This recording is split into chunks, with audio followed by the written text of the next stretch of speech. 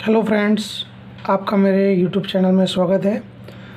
आज हम गुजरात माध्यमिक शिक्षा बोर्ड कक्षा 12 हिंदी मीडियम विषय अर्थशास्त्र चैप्टर नंबर 2 आर्थिक विकास के निर्देशक उसके अंदर जीवन की भौतिक गुणवत्ता के अंक के बारे में हम चर्चा करने वाले हैं। जीवन की भौतिक गुणवत्ता का अंक क्या है और उसका देश के आर्थिक विकास में क्या योगदान है, उसके बारे में हम चर्चा करेंगे। राष्ट्रीय आय एवं प्रति व्यक्ति आय में अगर वृद्धि हो तो ये जो निर्देशक है राष्ट्रीय आय एवं प्रति व्यक्ति आय का, उसे हम सही निर्देशक नहीं मान सकते, क्योंकि राष्ट्रीय आय एवं प्रति व्यक्ति आय के निर्देशक की ढेर सारी मर्यादाएं हमारे सामने देखने को मिलती है। देश के अंदर अगर आय में बढ़ोतरी देखने को मिले, लेकिन आय हमारे देश के अंदर रहने वाले कुछ गिने चुने लोगों के हाथ में केंद्रित हो तो हम उसे विकास नहीं कर सकते। सरल भाषा में कहें तो आय का बंटवारा असमान रूप से नहीं होना चाहिए। अगर आय का बंटवारा असमान रूप से होता है तो उसे हम देश का आर्थिक विकास कह सकते नहीं है। देश के आर्थिक विकास की संकल्पना ऐसी होनी चाहिए कि देश में रहने वाले जो गरीब लोग हैं उनके जीवन स्तर में सुधार हो, उनका जीवन स्तर ऊंचा हो। देश के अंदर रहने वाले जो भी नागरिक हैं उन नागरिकों की प्राथमिक आवश्यकता पूरी हो, उनके जीवन स्तर में सुधार हो। इस बात को ध्यान में रखकर डेविस मॉरिस नाम के जो अर्थशास्त्री थे, उन्होंने जीवन की भौतिक गुणवत्ता का अंक प्रस्तुत किया था, जिसे अंग्रेज़ी के अंदर PQLI के नाम से भी जाना जाता है, जिसका पूरा नाम है physical quality of life index. मानव जीवन के अगर भौतिक गुणवत्ता में सुधार होता है तभी देश का आर्थिक विकास होता है, हम ऐसा कह सकते हैं। जीवन की भौतिक गुणवत्ता का ये जो स्तर है यह आर्थिक विकास के स्तर को दर्शाने का काम करता है। किसी भी एक देश या राज्य में दूसरे देश या राज्य की हम तुलना करें तो मानव जीवन की भौतिक गुणवत्ता श्रेष्ठ है, ये भी हमें पता चलता है। देश में या राज्य में आर्थिक विकास का स्तर ऊंचा है या नीचा है, उसको जानने के लिए भी हम जीवन की भौतिक गुणवत्ता के अंक का उपयोग कर सकते हैं। जीवन के भौतिक गुणवत्ता का ये जो अंक है PQLI, उसके 3 घटक दर्शाया गया है जो निम्नानुसार माने जाते हैं: शिक्षा का अनुपात, अपेक्षित आयु और बाल मृत्यु दर। हम सबसे पहले बात करते हैं शिक्षा के अनुपात का। शिक्षा का अनुपात, देश में साक्षरता का अनुपात कितना है, देश में शिक्षा की स्थिति कितनी है, शिक्षा का प्रमाण कितना है, वो दर्शाने का काम करता है। देश में जो भी शिक्षित जनसंख्या होती है उस शिक्षित जनसंख्या के प्रतिशत के आधार पर हम शिक्षा के अनुपात को जान सकते हैं। तो ये तो हमने बात की शिक्षा के अनुपात की। अब हम बात करते हैं अपेक्षित आयु। लेकिन उससे पहले अपेक्षित आयु किसे कहते हैं, अपेक्षित आयु की परिभाषा क्या है, उसको समझने का प्रयत्न करते हैं। बालक जन्म के समय से वह कितने वर्ष की आयु तक जीवित रहता है, ऐसी जो अपेक्षा होती है उसे अपेक्षित आयु के नाम से जाना जाता है। अपेक्षित आयु प्रजा की औसत आयु को दर्शाने का काम करता है। अगर अपेक्षित आयु बढ़ती है तो देश में स्वास्थ्य की सुविधाएं बहुत ही अच्छी है, हम ऐसा कह सकते हैं। लेकिन अपेक्षित आयु का प्रमाण अगर घटता है तो देश में स्वास्थ्य की सुविधाएं है, जो मेडिकल फैसिलिटीज़ है, उसका प्रमाण बहुत ही खराब माना जाता है। तीसरा जो घटक है जिसका नाम है बाल मृत्यु दर। बाल मृत्यु दर किसे कहते हैं, उसकी परिभाषा जानने का प्रयत्न करते हैं। जीवित जन्मे प्रति 1000 बच्चों में से 1 वर्ष की आयु पूर्ण किए बिना मृत्यु पाने वाले बच्चों की जो कुल संख्या होती है, उस कुल संख्या को बाल मृत्यु दर कहा जाता है। अगर देश में बाल मृत्यु दर घटता है तो देश में स्वास्थ्य की सुविधा बहुत ही अच्छी है, हम ऐसा कह सकते हैं। लेकिन अगर देश में बाल मृत्यु दर का प्रमाण बढ़ता है तो कह सकते हैं कि देश में स्वास्थ्य की सुविधाओं का प्रमाण बहुत ही निम्न माना जाता है। PQLI का अगर हम सूत्र की बात करें तो उसके अंदर शिक्षा का अनुपात प्लस अपेक्षित आयु का अनुपात प्लस बाल मृत्यु दर का अनुपात, इन तीनों का हम योग करके PQLI जान सकते हैं, या तो जीवन की भौतिक गुणवत्ता को हम जान सकते हैं।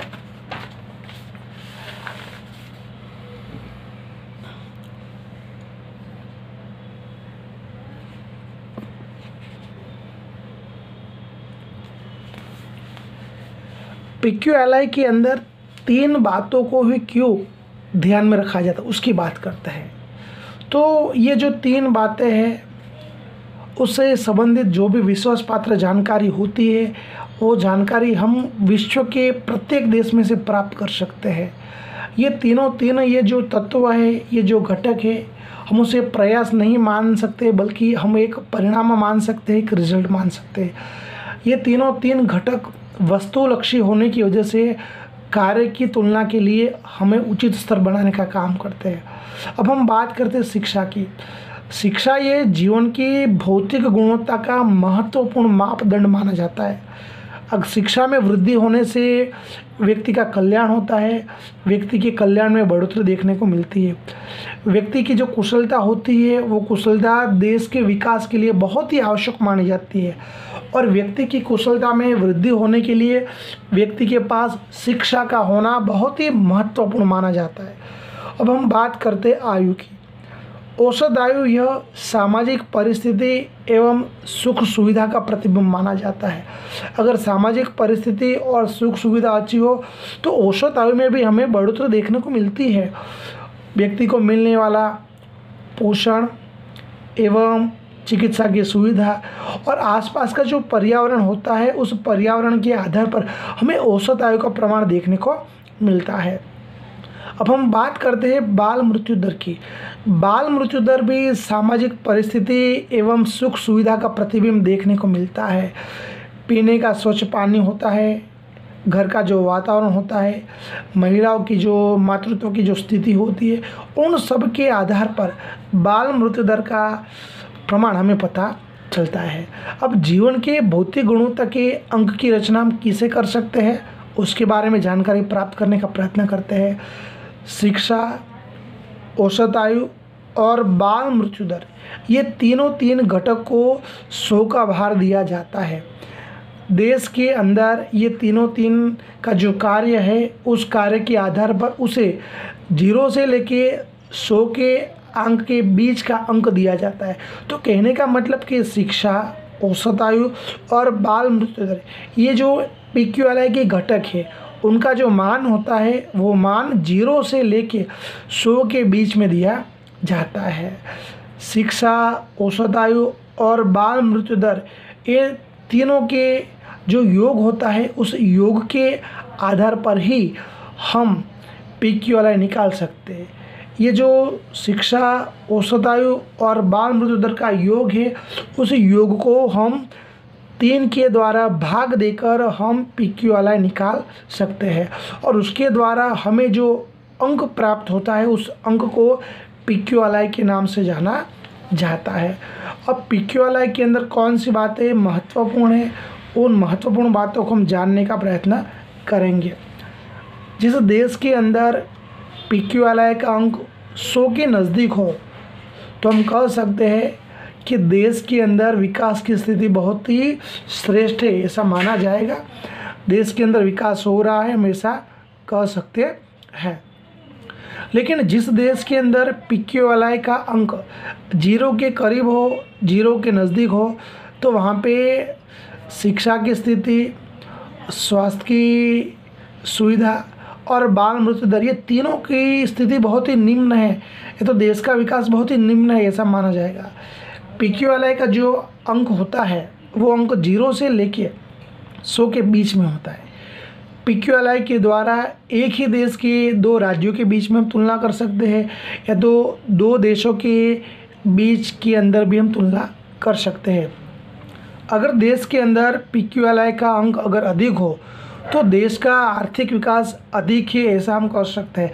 लेकिन अगर PQLI का अंक बहुत ही नीचा हो, बहुत ही कम हो, तो देश का आर्थिक विकास नीचा है ऐसा हम कह सकते हैं। तो फिर से रिपीट करते हैं, PQLI का अंक अगर अधिक हो तो देश का आर्थिक विकास अधिक माना जाएगा। PQLI का अंक कम हो तो देश का आर्थिक विकास कम माना जाएगा। PQLI के अंक की हम बात करें तो वो 0 से लेके 100 के बीच होता है। PQLI का अंक अगर 100 के आसपास हो तो देश का विकास अधिक है। PQLI का अंक अगर 0 के आसपास हो तो देश के अंदर विकास की स्थिति बहुत ही निम्न मानी जा सकती है। अब PQLI की कुछ सकारात्मक बातों के बारे में हम जानने का प्रयत्न करते हैं। PQLI के अंदर मानव जीवन के स्तर को स्पर्श करने वाली जो बातें होती है, शिक्षा, औसत आयु, उसको ध्यान में लिया जाता है। इसके अलावा ये जो PQLI है वो प्रति व्यक्ति आय की तुलना में बहुत ही श्रेष्ठ माना जाता है। आर्थिक विकास के निर्देशक के रूप में राष्ट्रीय आय एवं प्रति व्यक्ति आय की तुलना में PQLI की बहुत ही कम मर्यादा हमें देखने को मिलती है। इसके बाद अगर हम बात करें तो PQLI से अलग अलग देश के समूह, एक ही देश के विभिन्न राज्यों की हम तुलना कर सकते हैं। शहरी जनसंख्या, ग्रामीण जनसंख्या और स्त्री और पुरुष, उसके बारे में भी अगर हम जानकारी प्राप्त करना चाहते हैं। शहरी जनसंख्या, शहर में रहने वाले लोग होते हैं, गांव में रहने वाले लोग होते हैं, तो उसमें शिक्षा का प्रमाण क्या है, बाल मृत्यु दर का प्रमाण क्या है, औसत आयु कितना है, ये शहरी और ग्रामीण जनसंख्या की जानकारी प्राप्त कर सकते हैं। स्त्री और पुरुषों के अंदर औसत आयु का प्रमाण कितना है, या तो फिर शिक्षा का प्रमाण कितना है, उसकी जानकारी प्राप्त करने के लिए भी हम PQLI का सहारा ले सकते हैं और उसके आधार पर हम उसकी तुलना कर सकते हैं। अब हम बात करने वाले हैं PQLI की मर्यादाओं के बारे में कि PQLI की मर्यादाएं कौन सी हैं। तो चलो हम उसके बारे में जानने का प्रयत्न करते हैं। PQLI के अंदर केवल और केवल 3 घटक का ही समावेश किया जाता है, और वो 3 घटक आपको मालूम है, आई थिंक शिक्षा, औसत आयु और बाल मृत्यु दर। इन 3 घटकों के आधार पर देश का विकास हुआ है या नहीं हुआ वो हम स्पष्ट रूप से कह सकते हैं नहीं है। सही जानकारी प्राप्त करने के लिए इन 3 बातों के अलावा दूसरी बातों का समावेश करना चाहिए, या तो फिर दूसरे घटकों का भी हमें समावेश करना चाहिए। ये उसकी पहली मर्यादा है। दूसरी मर्यादा, PQLI केवल और केवल सिर्फ औसत दर्शाने का काम करता है, क्योंकि हमें तीनों के द्वारा जो जानकारी प्राप्त होती है उस जानकारी को हम 3 से भाग देते हैं और बाद में हमें जो अंक मिलता है वो PQLI है, जो केवल और केवल एक औसत माना जाता है। औसत के आधार पर हम किसी भी देश का आर्थिक विकास हुआ है या नहीं हुआ है, देश आर्थिक विकास के मामले में अग्रस्थान पर है या तो पिछड़ा स्थान है, हम पता नहीं कर सकते। औसत के आधार पर आर्थिक विकास का कभी भी निर्णय लिया जा सकता नहीं है। इसके अलावा तीसरी मर्यादा की बात करें, किसी भी देश के अंदर अगर PQLI का दर ऊंचा है तो वर्तमान समय के अंदर देश का विकास दूसरे देशों की तुलना में अधिक है, ऐसा ज़रूरी नहीं है। ऐसा भी हो सकता है कि देश का PQLI का दर ऊंचा हो तो उस देश का विकास दूसरे देशों की तुलना में कम भी हमें देखने को मिलता है, तो ये भी उसकी एक मर्यादा मानी जाती है। इसके बाद है PQLI के जो घटक है, शिक्षा, औसत आयु और बाल मृत्यु दर, यह तीनों को मानव जीवन में एक समान महत्व यहाँ पे दिया गया है, जो बहुत ही गलत बात है, क्योंकि सही में देखा जाए तो PQLI के अंदर तीनों का महत्व समान है, लेकिन वास्तविक परिस्थिति की बात करें तो मानव जीवन के अंदर तीनों का महत्व एक समान नहीं है। तीनों का महत्व हमें अलग अलग देखने को मिलता है। तो ये भी एक उसकी मर्यादा देखने को मिलती है। इसके अलावा आगे की उसकी मर्यादा की बात करें तो जीवन की भौतिक गुणवत्ता के अंक के अंदर आय वृद्धि बहुत ही महत्वपूर्ण है। ये तो आय का जो पहलू है वो पहलू भी महत्वपूर्ण है, लेकिन कहीं ना कहीं PQLI के अंदर आय का जो पहलू है उस पहलू की उपेक्षा की गई है, उसे ध्यान में नहीं लिया गया है या तो उसकी अवगणना की गई है, जो बहुत ही गलत बात मानी जाएगी। उसके बाद की हम बात करें छठे मर्यादा की, तो धनिक देशों के अंदर PQLI बढ़ने की गति बहुत ही धीमी देखने को मिलती है। जो भी श्रीमंत देश है, जो भी धनवान देश है, उन देशों के अंदर PQLI की जो स्पीड होती है बहुत ही स्लो होती है, क्योंकि हम औसत आय को कुछ निश्चित सीमा से अधिक मात्रा में हम बढ़ा सकते नहीं है। तो हमने यहाँ पे PQLI की जो मर्यादाएँ थी उस मर्यादाओं की हमने बात की थी। अब हम PQLI की वर्तमान स्थिति क्या है उसके बारे में हम बात करते हैं। विश्व के अंदर 2003 के बाद PQLI के जो 3 घटक है उस 3 घटक के आधार पर बनने वाला जो अंक है उसके बदले में मानव जीवन को स्पर्श करने वाली दूसरी 3 बातों का समावेश कर QLI तैयार किया गया है। हिंदी में जीवन की गुणवत्ता का अंक, अंग्रेजी में क्वालिटी ऑफ लाइफ इंडेक्स।